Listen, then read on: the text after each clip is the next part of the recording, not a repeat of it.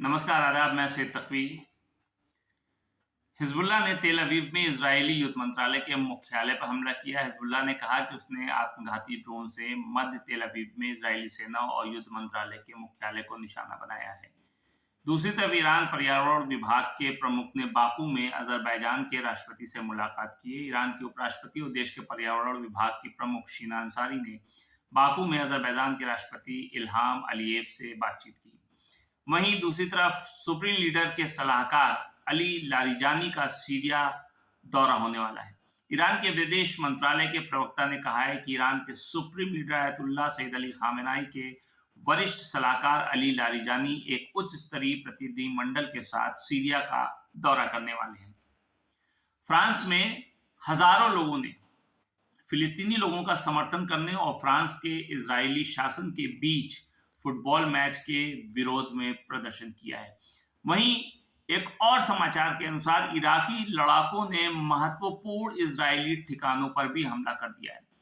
Iraq में Islamic प्रतिरोध ने नए इजराइल विरोधी अभियानों की घोषणा की, जिसमें कहा गया है कि उसके ड्रोन ने उत्तरी कब्जे वाले फिलिस्तीन में एक महत्वपूर्ण इजरायली लक्ष्य पर हमला किया है। वहीं एक और समाचार के अनुसार ईरान के विदेश मंत्री IAEA प्रमुख ने तेहरान में भी बातचीत की। ईरान के विदेश मंत्री अब्बास अरागची और अंतर्राष्ट्रीय परमाणु ऊर्जा एजेंसी IAEA के महानिदेशक राफेल ग्रॉसी ने ईरान के परमाणु ऊर्जा कार्यक्रम पर विचार बदलने के लिए तेहरान में मुलाकात की है। वहीं एक और समाचार के अनुसार अंसारुल्लाह ने इजरायली शासन को करारा जवाब देने की चेतावनी दी है। यमन के प्रतिरोध आंदोलन अंसारुल्लाह के राजनीतिक ब्यूरो के सदस्य हिजाम अल असद ने कहा कि इजरायली शासन को रणनीतिक योजना और आमने सामने टकराव का इंतजार करना चाहिए। वहीं दूसरी तरफ ज़ायोनी शासन ने गजा पट्टी में 24 और फिलिस्तीनियों को मार डाला, जिससे मरने वालों की संख्या 43,736 हो गई। ज़ायोनी शासन ने गजा पट्टी में 24 और फिलिस्तीनियों की जान ले ली है। ये मीडिया आउटलेट्स ने रिपोर्ट दी है। वहीं एक और खबर के अनुसार लेबनान में जॉन और सॉक्सकी में हाल में हुए इजरायली हमलों के बाद अंतिम संस्कार का सिलसिला जारी है।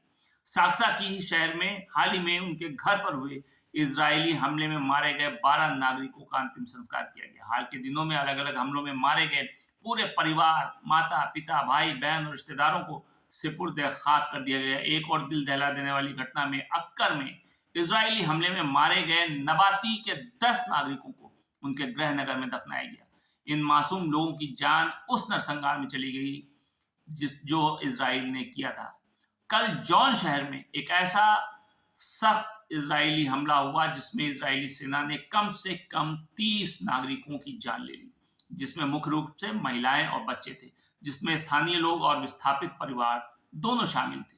इनमें से 8 में से 12 पीड़ितों को दफनाया गया। इसके अलावा लापता लाशों की, शवों की तलाश जारी है। पहचान के लिए DNA परीक्षण भी किया जा रहा है, यानी माहौल इतना ज्यादा खराब है। इसके अलावा अलमत में हुए एक नरसंहार में लापता हुए एक शहीद का शव पास के एक जंगल में बरामद किया गया, जिसके बारे में पहले माना जाता था कि ये कहीं गायब हो गया है। यानी इजरायली सेना ने बैरूत में आवासीय भवनों पर अपने हमले जारी रखे। इस महीने लगभग 200 इमारतों को या नागरिक भवनों को निशाना बनाया गया, जिसमें कोई भी फौजी, कोई भी सैन्य उपस्थिति दर्ज नहीं की गई। वहां पे कोई भी सिपाही, कोई भी सैन्य इंसान नहीं था, बल्कि आम नागरिक थे जो 2000 ऐसा प्रतीत होता था जो 2006 के युद्ध के दौरान आबादी को गुलामी में लाने के लिए इस्तेमाल की जाने वाली जो रणनीति होती थी, ये उसकी याद दिला रहा है। वहीं एक और प्राप्त समाचार के अनुसार हिजबुल्लाह के सटीक हमले अब शायद इस बात की तरफ इशारा कर रहे हैं कि अब नए और पूरी तरीके से युद्ध होकर के रहेगा। हिजबुल्लाह के लड़ाकों ने एक बार फिर से ऑपरेशन के दौरान युद्ध के मैदान की तस्वीर को बदल दिया। हिजबुल्लाह ने नासर 1 मिसाइलों का उपयोग करके मारून अल रस और बिंट जेबिल में तैनात इजरायली बलों पर हमले की घोषणा की। ये नया मिसाइल जो पिछले महीने ही सामने आया, सटीक क्षमताओं 100 किलोमीटर की रेंज और 100 किलोग्राम के वारहेड का दावा करता है।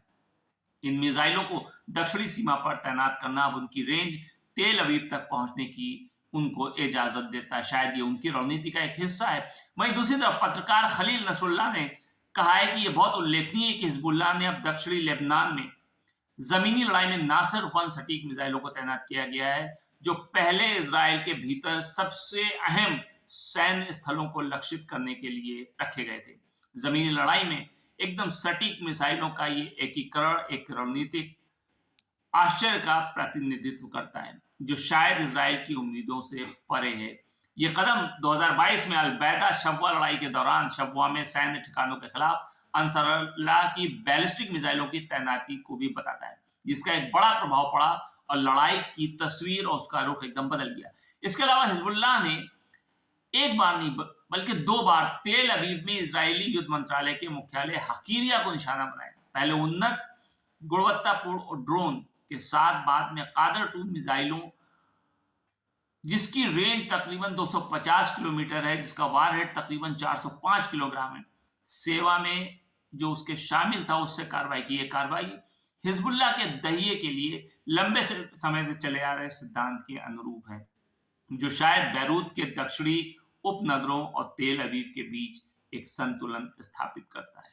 लेकिन दोनों के बीच घमासान जंग जारी है। नमस्कार।